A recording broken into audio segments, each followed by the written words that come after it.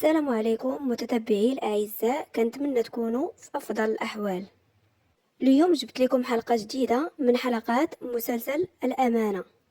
هذه الحلقة كتضم العديد من الأحداث الشيقة، من بينها أن سحر جرد على حنان من القصر وهي قررت الانتقام منهم، وغنشوفوا كذلك سعاد كتطلب السماحة من سحر لأنها ظلمتها، وتأزم الحالة النفسية لضياء من بعد مرحلة مو من القصر بلا ما تخبروا. خليكم مع الفيديو الأخير باش تعرفوا على أحداث هذه الحلقة وفرجة ممتعة. وإلا عجبكم الفيديو ما تنسوش تدعموني بلايك واشتراك في القناة فضلا وليس أمرا، وشكرا لكم. بداية هذه الحلقة كانت مع سحر اللي قالت اليمن أنا مقلقة ومقهورة، ما كنتش باغية هادشي يوقع. غيقول ليها بلا ما تقلقي، أصلا هي ما كانتش في حياتنا، أنا راه دفعت ليها الفلوس باسمي وباسم طفولتي وباسم خوتي، أنا صافي خرجتها من حياتنا وكل شي سالة. قالت لي كل شي سالة، وهي نتعنقو وغير كتبكي. في هاد الأثناء جات حنان وهزت داك الكيس ديال الفلوس، وكلهم كيشوفوا فيها بنظرات كلها احتقار وكره. تبعتها سحر كتجري، حلات ليها الباب ديال القصر وقالت لها خرجي من حياتنا للابد، انا فتحت ليك الباب ديال هذا القصر على قبل خويا ضياء، ودابا انا اللي غنسدو في وجهك وللابد. حنان كاع ما جاوباتها وهي تخرج، وسحر سدت الباب في وجهها. حنان غتقول حتى واحد ما يقدر يستحقرني بحال هكا، والموضوع راه مازال مساله، دابا تشوفوا. كنتقلوا عند علي اللي جالس في الغرفه ديالو، وتفكر ملي قالت ليه دانو يا لطيف شحال عزيز عليك تعقد الامور، كان بيناتنا موعد وانا ما قدرتش نجي، لاش هاد التحقيقات كلها؟ من الاحسن كل واحد يديها في خدمته. غيقول ليها مفتشه دانو واش يمكن عندك خلل في التوازن؟ غتقول ليه الا خدمتي هي الخلل في التوازن بصح، لانها من الاولويات ديالي، وإلا كان هذا الموضوع كيبرزطك سير ديها في خدمتك حسن. فهاد الاثناء دخلت عنده عمته، قالت ليه ولدي الاكل راه موجود يلا ناكلو. قال لها مسدوده ليا الشهيه، غير كولي انتي بالصحه والراحه. غتقول ليه ولدي اشنو واقع ليك؟ شفت الحاله ديالك ماشي هي هذيك. غيقول لها غير عيان شويه بغيت نرتاح. قالت ليه ايوا مادام عيان غنتصل بدارو باش تاكل معانا، الا كنا كتار على الطاوله اكيد الجو غيكون مختلف. غيقول لها عندك اتصلي بها انا غنرتاح شويه ونجي. قالت لي واخا ولدي خذ راحتك.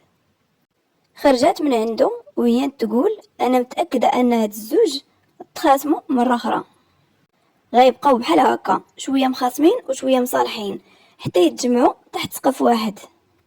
صيفطات ليها ميساج كتبت ليها فيه بنتي دانو الا كنتي مساليه اجي نتعشاو مع بعضياتنا، ولدي عالي غير مغوبش وما عجبانيش حالته، يقدر الا جيتي يتبدل الجو ديال الدار شويه.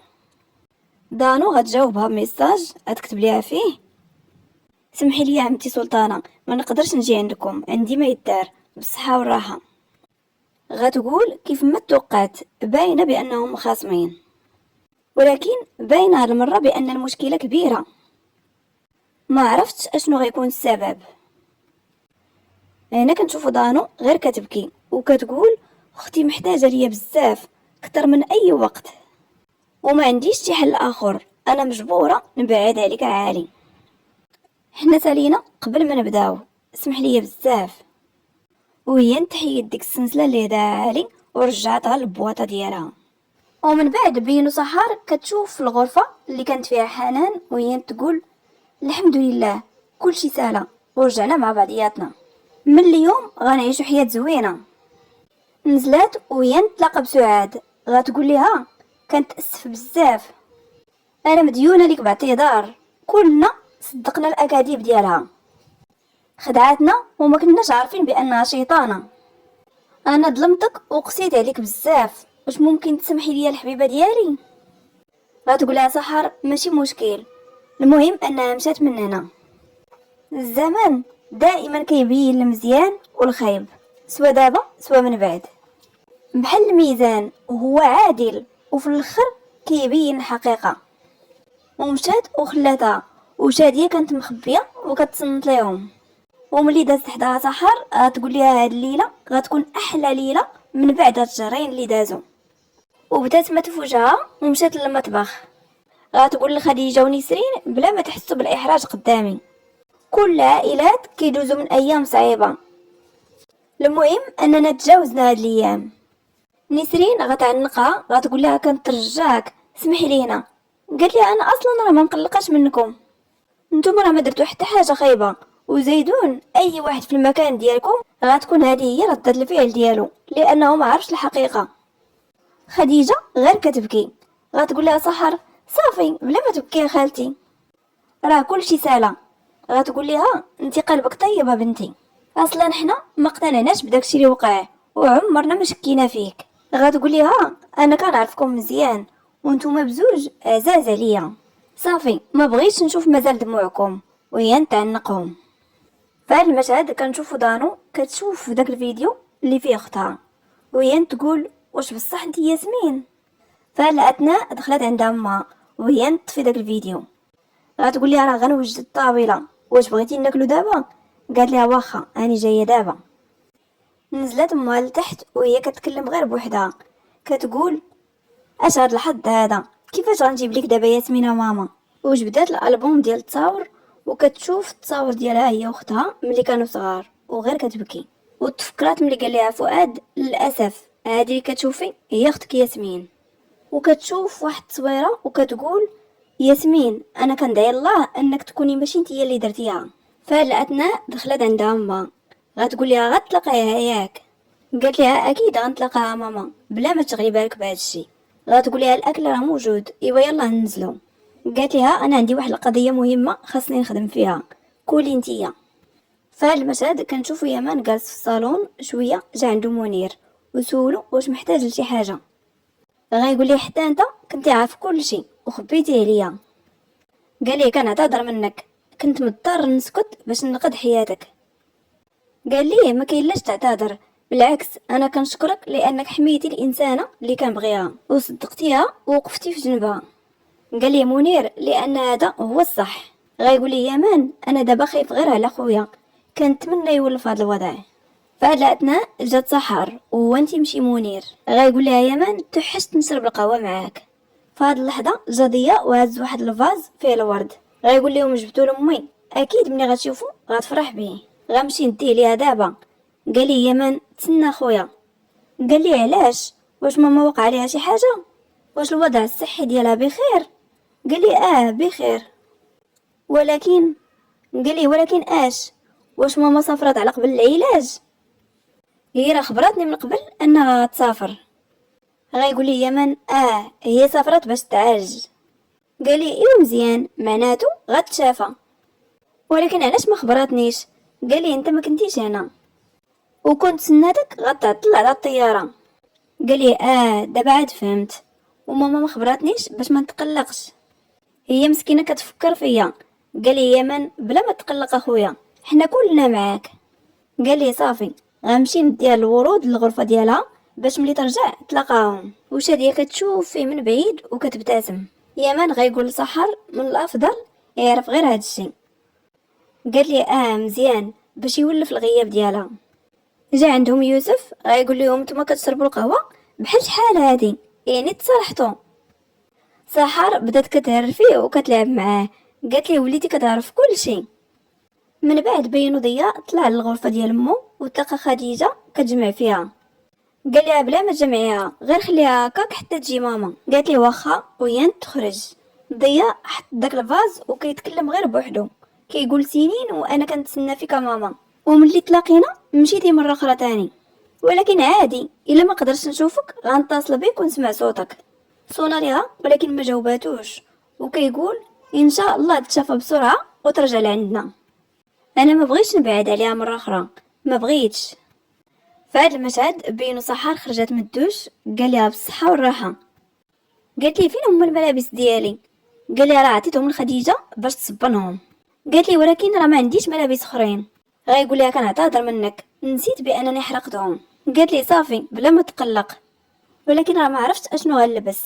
قال لها غنمشي نفيق خديجه باش تجيب لك شي حاجه تلبسيها. قالت لي لا حشومه تفيقها في هذا الوقت.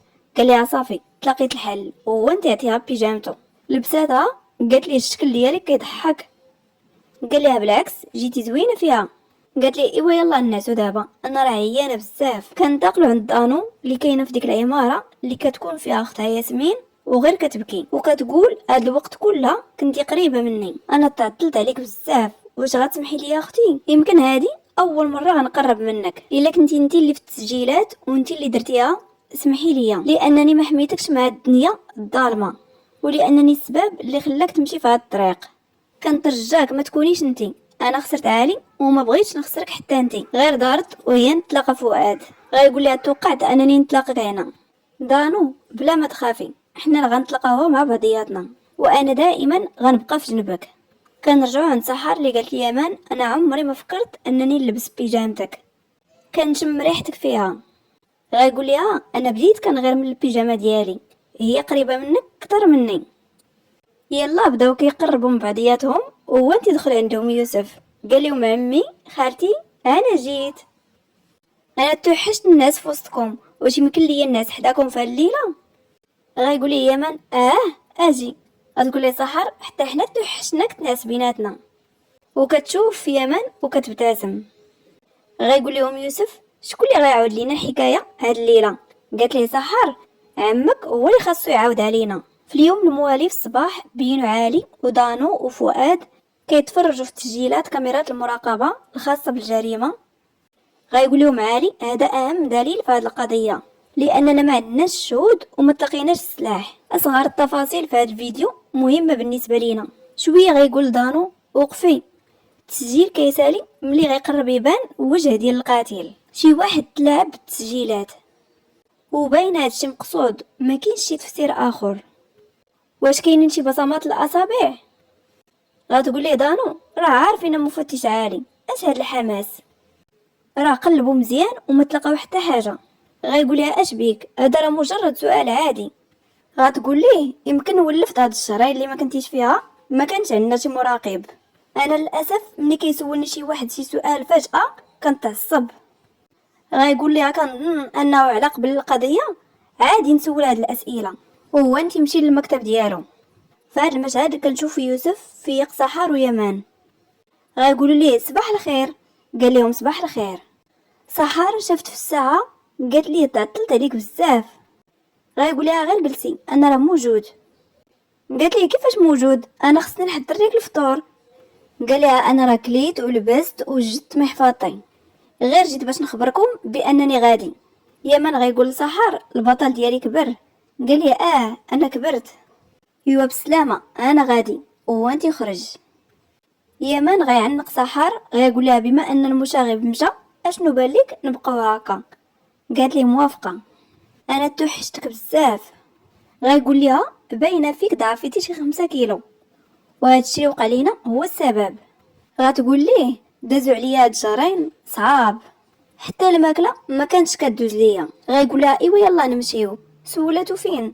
قال لي على المطبخ، الوظيفه ديالي انني نهتم بيك، بما ان مراتي توحشات الاكل من يديا فانا مجبور نحقق لك هذا الحلم. قالت لي واخا وكتبتسم. كنتقلوا عند علي اللي قال الفراس واش موجود باش نمشيو؟ خصنا نشوفوا داك المكان. قال لي موجود يلا. دانو غتقول لفؤاد ما خصهمش يمشيو بوحدهم، خصنا ضروري يمشيو معاهم. علي غيقول لابراهيم وكارلا خاصكم تكونوا مستعدين، نقدروا نحتاجكم في هذه القضيه. غيقولوا ليه احنا مستعدين.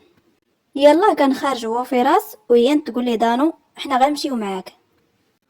قال لي ما كاينلاش غنمشي غير انا وفراس. قالت لي لا احنا مصرين نمشيو. وغيقول لي فؤاد اصلا ما عندنا حتى خدمه دابا. علي غيقول دانو ما فهمت فيك والو، انتي رافضه تخدمي معايا وفي نفس الوقت مصره تمشي معايا لموقع الجريمه، اشنو الموضوع؟ قالت لي انت راه ماشي محور الكون، كلنا كنديروا خدمتنا هنا وزيدون حنا كلنا خدامين على هذه القضيه. فهاد المشهد كنشوفو يمان كيوجد الفطور لسحر. شويه وهي تجي عنده وبقات كتشوف فيه. غايقول لها قلت لك تسناي انا غنوجد لك الفطور.